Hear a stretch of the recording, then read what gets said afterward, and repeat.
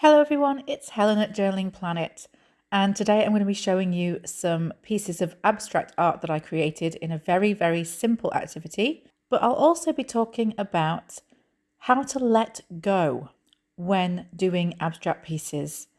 This is something that I got asked in the comments recently, and I do always love it when we get a really interesting question in the comments about art or how we approach it.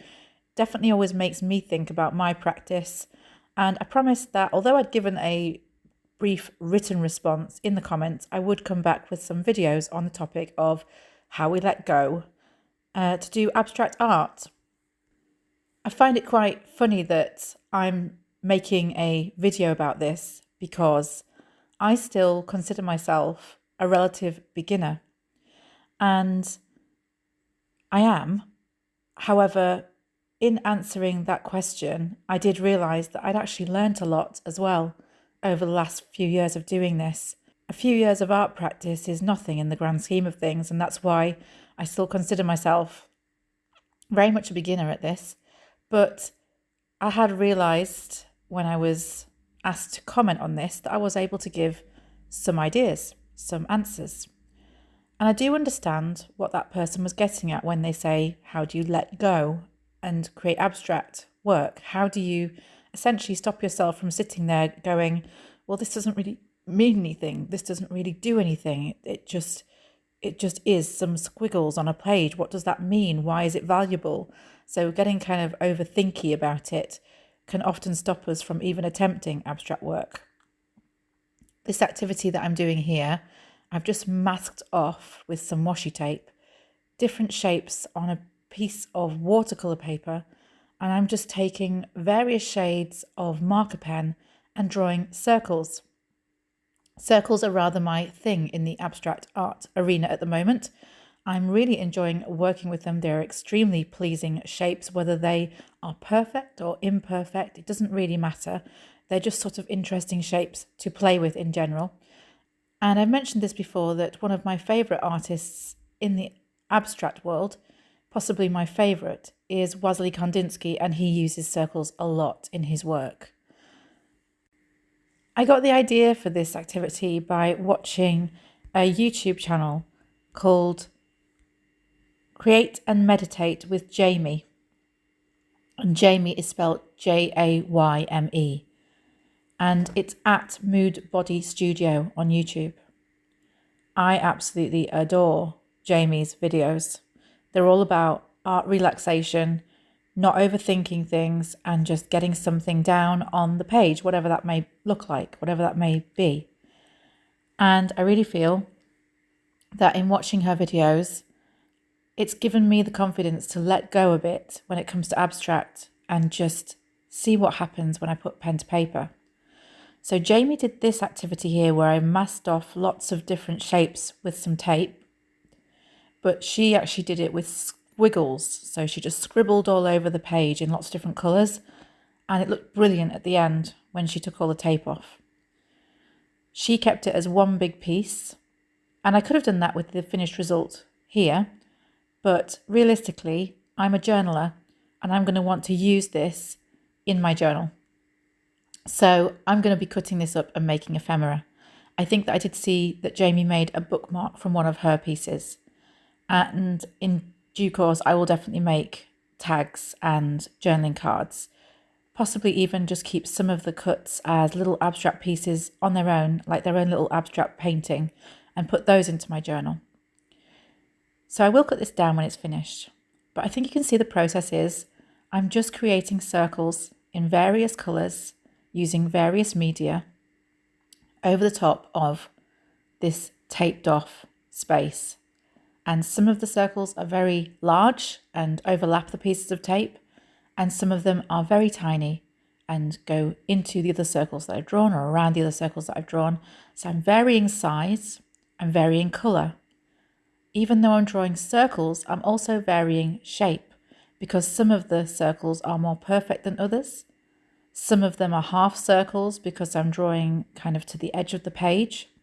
So I am experimenting with a range of different things as I do this piece of art. And the main thing that I'm doing is I am not slipping into a cognitive space with it. By that, I mean, I'm not trying to understand it or make sense of it or intellectualize it in any way. I'm not trying to say, this is what this piece of art means. This is what this piece of art is. I'm just letting the marks happen. I'm being intuitive rather than cognitive. I'm just looking at what's in front of me and deciding where I think the next mark would look best. In terms of letting go and making abstract art, that's one of the biggest tips that I can give you. That you try and keep yourself away from intellectualizing, away from the cognitive part of making, and just go with your intuition. And you would be surprised if you do this, how much interest, variation, and even meaning might be created simply by trusting your instincts rather than trying to intellectualize. So there were a few things that I did plan about this piece before I put pen to paper. I didn't plan the way the tape went.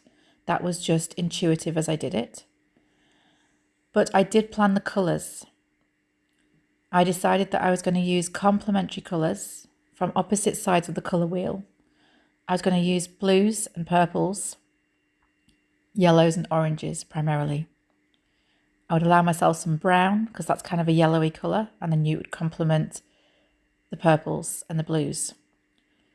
Other than that, I allowed myself a wild card colour of pink, and then I just started marking. I knew that I would have a range of different shades, so some light purples, some dark purples, some light blues, some dark blues, etc. And I knew that this would tick the box of what we call value in abstract art, so how light or dark a colour is.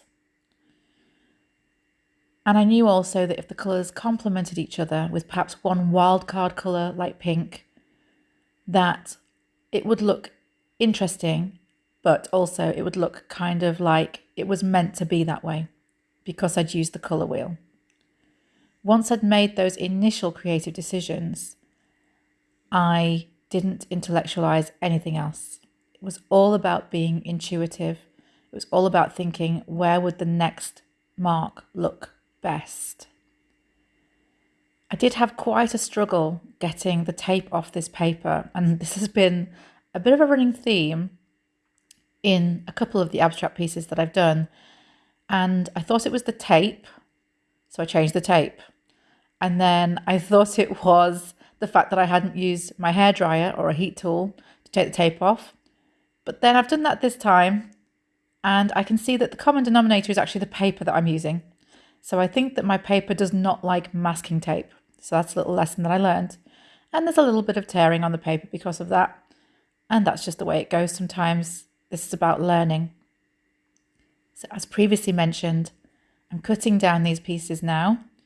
And it's difficult to explain to you how much I loved how these turned out.